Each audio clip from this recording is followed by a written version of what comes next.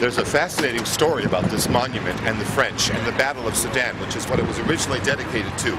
We're going to cover that now in the next 3 minutes as we're going to run up there real quickly and walk around the statue, and I'll tell you all about the history of what happened here. It's a real funny rivalry between the superpowers of France and Germany on the European stage.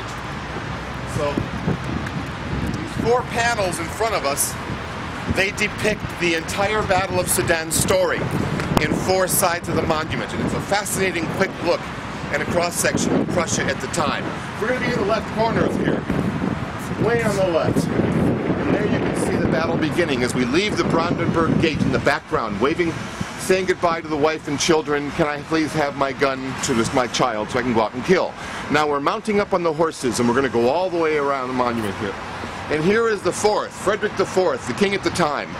And here is our wonderful chancellor at the time, Bismarck, on horse. Mind you, this is a politician who had nothing whatsoever to do with the army, but there he is going to war. And now the people in the countryside are waving us and wishing us well. And you can see the guy in the flag in the corner saying, rallying, let's go around the corner to the next panel. And now when we get over to this next panel, it gets a little better. We get to have a benediction from the church to go out and kill. I love permission from God to go kill. That really works for me. And then now we're going to move along to the next phase. Here we are kissing the wife and children goodbye at the border. That's the gate into Strasbourg. And this was blown apart by a tank, the next section that's missing.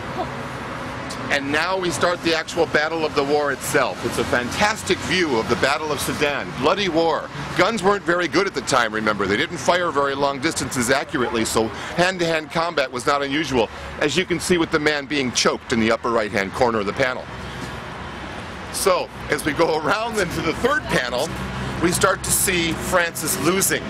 And it's not going well for the French, let's just say, as we have a look here.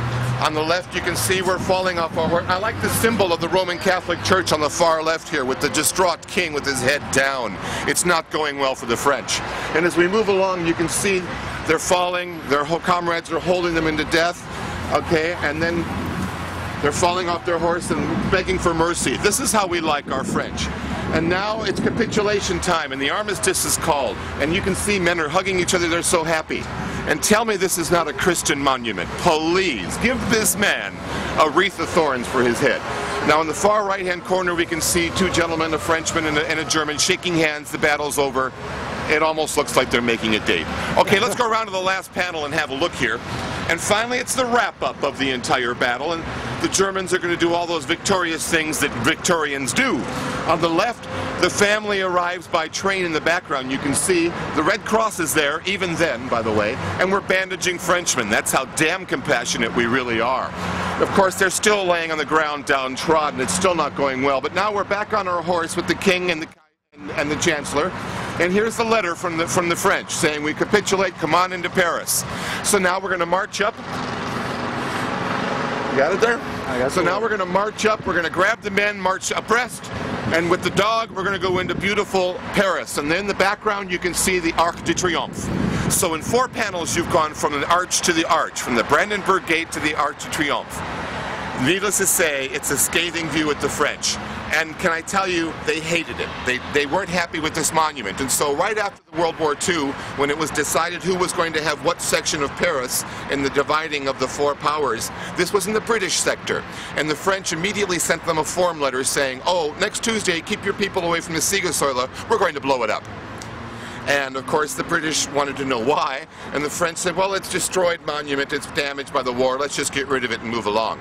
And the British, who don't like the French either, said, no, it's a monument, get over it. Well, the French didn't get over it, and they saw their chance that winter in a snowstorm in 1945 in December. They snuck out here with 2 trucks and they ripped these panels off the monument, and they put them on the truck in secret and they loaded them out of the city. Completely gone. And they went all the way mysterious.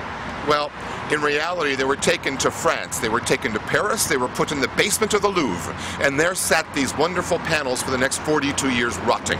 It wasn't until 1987, when Francois Mitterrand came to visit, that he brought the panels with him for the 750th birthday party of Berlin. And he said, oh, by the way, we found these panels. You can have them back now. Only in history can you find such funny examples. By the way, the Germans weren't appeased or happy at all at this. They had felt betrayed that the French knew where these panels were for 42 years. So this monument, 1/3 of this monument's life, it has been without the panels that grace the bottom as you see them today. A fun story, huh? Thanks.